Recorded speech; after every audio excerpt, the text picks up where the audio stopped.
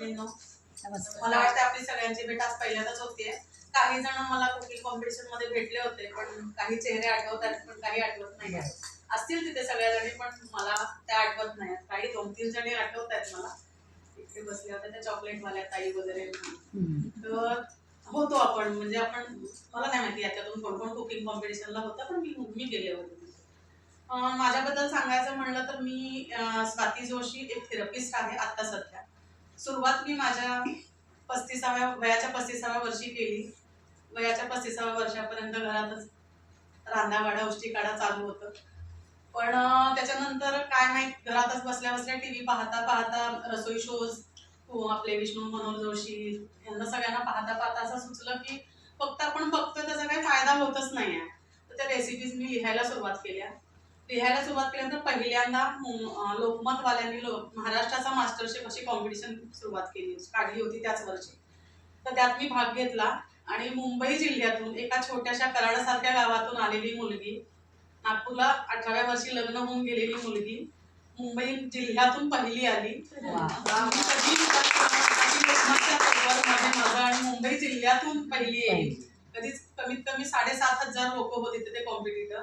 7,500 मधून फक्त त्यांनी एकच नंबर काढला होता. त्याच्यानंतर मी टीव्हीचे शो तर पाहतच होते, तर टीव्हीवर एक कॉम्पिटिशन होती गणपतीच्या प्रसादाची, ती विष्णू मनोहर जोशींनी ठेवली होती. त्यात मी एक रेसिपी फक्त पत्र लिहून पाठवली होती. कधी डोक्यात नव्हतं की टीव्ही पर्यंत पण आपण जाऊ शकू, पण माहित नाही त्यावेळेस लक पण साथ दिलं आणि टीव्हीवर माझा पहिलं, म्हणजे त्या 8,000 लोक, त्यात पण 4,000 लोक होते. 4,000 लोकांमधून त्यांनी 18 लोक काढले होते, त्यात माझी निवड झाली होती. आणि तिसऱ्या दिवशी गणपती बसल्यानंतर जो तिसरा दिवस असतो त्या दिवशी माझी रेसिपी टीव्हीवर दाखवण्यात आली होती विष्णू मनोहर जोशींसोबत. आणि असं करता करता मग त्यात उत्साह वाढत गेला आणि खूप साऱ्या कॉम्पिटिशन मध्ये सकाळ, दैनिक भास्कर, आपलं लोकमत, असे खूप साऱ्या पेपर्स मधून कॉम्पिटिशन जितक्या होत गेल्या. कोणी छोटे छोटे क्रिएशन ग्रुप्स असतात किंवा आपले हे करतात, जे कार्यक्रम तयार करतात त्यांच्या ग्रुपमधून पण कॉम्पिटिशन्स होतात. तशा कॉम्पिटिशन्स मधून पण मी भाग घेऊन पहिला, दुसरा, तिसरा असे नंबर कॉम्पिटिशन्स मध्ये काढले. विधी ग्रुप आपला आहे तिथे पण कॉम्पिटिशन होतात खूप सारे, ते झाले. टीव्ही शोज माझे साम मराठीवर कमीत कमी 17 ते 18 कुकिंग शोज झालेले आहेत.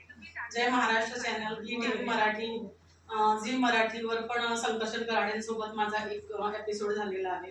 खाना खजानामध्ये शेफ गौतम होते, त्यांच्यासोबत माझा एक एपिसोड झालेला आहे. असे खूप सारे मी टीव्ही शोज आणि न्यूजपेपरचं केलं.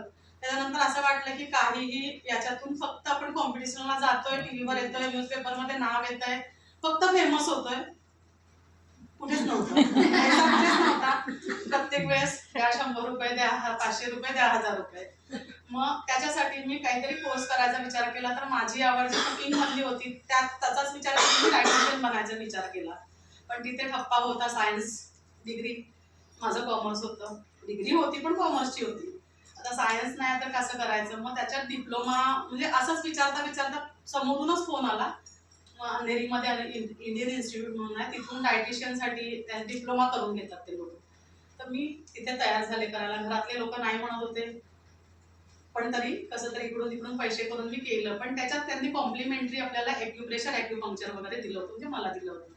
तर त्यांनी कॉम्प्लिमेंटरी म्हणून दिला असल्यानंतरही 1.5 वर्षाचा कोर्स हा जसा माझा संपत आला, त्यावेळेस महाराष्ट्र गव्हर्नमेंटचं ॲक्युप्रेशर, ॲक्युपंक्चरसाठी त्यांनी एक अशी एक्झाम घेतली होती की ती पहिली आणि लास्ट एक्झाम होती, की महाराष्ट्रभर पूर्ण ती एक्झाम झाली आणि महाराष्ट्र गव्हर्नमेंटनी ॲक्युप्रेशरसाठी मान्यता दिली आणि त्यांचे गव्हर्नमेंटचे लायसन आणि सर्टिफिकेट इश्यू केले. फक्त परीक्षा घेऊन त्याच्यात जेवढे लोक पास झाले तेवढे. त्यात डॉक्टर्स होते आणि नॉन डॉक्टर्स होते. तर आमची कॅटेगरी येते नॉन डॉक्टर्समध्ये, डॉक्टर्स लोकांचं पण होतं. ते लोक त्यात थोडंसं अजून ब्लड लेटिंग वगैरे काही असतात ते लोक करतात. आम्ही ते करू नाही शकत. नीडलिंग वगैरे आम्ही करू शकतो, कारण त्याचं आम्हाला नॉलेज आहे, आम्हाला त्यांनी दिलं आहे. आता मला ते करता करता 10 वर्ष होत आल्या. ॲक्युप्रेशर मध्येच वाढत गेलं, डायटिशियन मागे पडलं, कुठेतरी साईडला गेलं, घरातली कामं, टेन्शन मध्ये डाएटचं हार्ट झालं. आता असं म्हणतात की ॲक्युप्रेशर म्हणजे फक्त सुई लावूनच बरं होणं असं नाही, किंवा आपल्याला थेरपिस्टकडे जाणंच गरजेचं आहे असं नाही. तुम्ही घरी बसल्या स्वतः आपण घरी बसूनही ॲक्युप्रेशर करून, घरी बसून आत्ता आपलं डोकं दुखतं तर आपण बरं होऊ शकतो. गोळी घ्यायला मेडिकल पर्यंत पण जायची गरज नाही आहे, कारण तुमचा हात जगन्नाथ आहे. हा हात जो असतोपर्यंत आपल्याकडे आहे तोपर्यंत आपण स्वतःला स्वस्थ करू शकतो, मस्त राहू शकतो. पण त्यासाठी नॉलेज पाहिजे, त्यासाठी काहीतरी माहिती पाहिजे त्यातली गोष्ट. तर तशा रील्स मी आता पुढे जाऊन आणणार आहे. म्हणजे स्वास्थ्य केअर आमचं सेंटर आहे ऑलरेडी, पण त्याच्यात पण आम्ही इतके दिवस हे करत होतो की सेंटरमध्ये या आणि तुम्ही थेरपी घ्या. ते तर ऑलरेडी खूप जास्त आहे, तर तिथे तर तुम्हाला यावं लागेल किंवा करून घ्यावं लागेल. निडलिंग वगैरे आम्ही तुम्हाला नाही सांगू शकत, पण प्रेशर पॉईंट तुमचे तुम्हाला कसे घ्यायचे, काय होत असेल तर काय करायचं आहे, किंवा घरी आपण घरातल्या वस्तूंपासून आपण कसं स्वस्थ राहू शकतो, तशा काही रील्स मी बनवणार आहे. तर शॉर्ट आणि मोठ्या दोन्ही पण ते आता येतीलच. आता त्याच्यात थोडंसं मी नॉलेज म्हणून 5 पॉईंट सांगते तुम्हाला.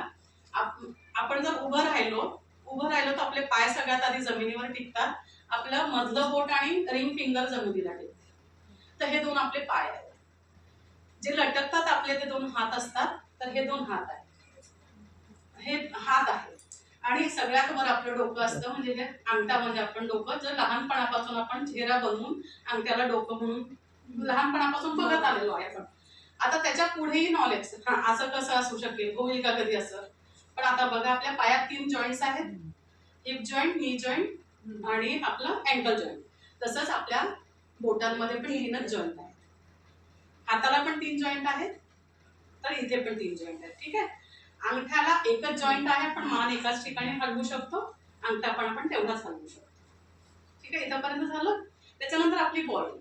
हा हातपाय झाले, डोकं झालं. आता डोक्यापासून खाली ही आपली बॉडी आली. बॉडी आपण फक्त एकाच ठिकाणी वाकवू शकतो पूर्ण. हा जे एकदम योगासन किंवा फ्लेक्झिबल बॉडी आहे ती पूर्ण बॉडी मागे करू शकतात. ती पूर्ण आपण पूर्ण बॉडी मागे नाही करू शकत नॉर्मली. हा हात पूर्ण मागे जात नाही, समोरून पूर्ण वाकतो आपण, समोरून पूर्ण वाकू शकतो. क्लिअर आहे. तर याच्यावरून तर आपण हे म्हणू शकतो ना की आपण हात म्हणजे आपली बॉडी असू शकते म्हणून. एवढं तर आपण समजू शकतो ना. तर अशा प्रकारे जर तुम्हाला गुडघ्यात दुखणं आहे, तर मधल्या आणि रिंग फिंगरच्या मधल्या जॉईंटला जर तुम्ही प्रेस करत राहिले, तर तिथे कुठेतरी एका ठिकाणी तुम्हाला असं वाटेल की या ठिकाणी मला दुखतंय. जेव्हा तुमचा जर गुडघा दुखत असेल आणि त्यावेळेस जर तुम्ही या ठिकाणी पुढे दाबून बघितलं, तर तिथे तुम्हाला समजेल की मला इथे दुखतंय या ठिकाणी.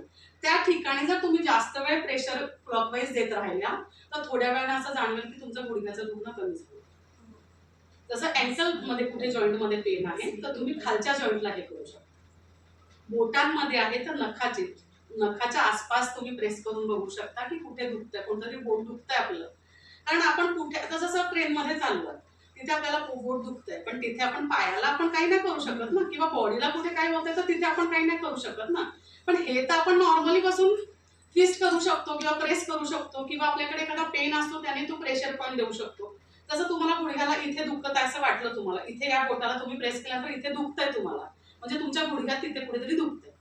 पेन घेतला आणि त्याचा नीब जो असतो, पेन किंवा पेन्सिलीने तुम्ही फक्त प्रेस रिलीज केलं, 1 ते 2 मिनिटात तुमचं गुडघ्याचं दुखणं कमी होणार आणि होणार. खूप दिवसांचं आहे तर त्याला वेळ लागेल, पण आता जास्त चालू झालं आहे, तर ते तुम्ही 8-10 दिवस जरी केलं तर तुमचं पूर्ण आताच्या आताच गायब होईल. त्यात थोडंफार मग खाण्यापिण्यात पण चेंजेस आणावे लागतात. जर खूप दिवसांचं आहे तर त्यात जसं कॅस्टर ऑइल घेतलं की हवं पोटात, म्हणजे 8-10 दिवसात एकदा. कारण सहसा पायाचे जे दुखणे असतात ते गॅसेसमुळे होतात. तर गॅस कमी झालं की आपण पायाचं दुखणं कमी करू शकतो. म्हणून आपल्याला त्याच्यासाठी पोट क्लीन ठेवावं लागेल, माइंडसेट ठेवावं लागेल, डोकं शांत ठेवावं लागेल. कधीही पोट नरम, डोकं थंड आणि पाय गरम पाहिजे.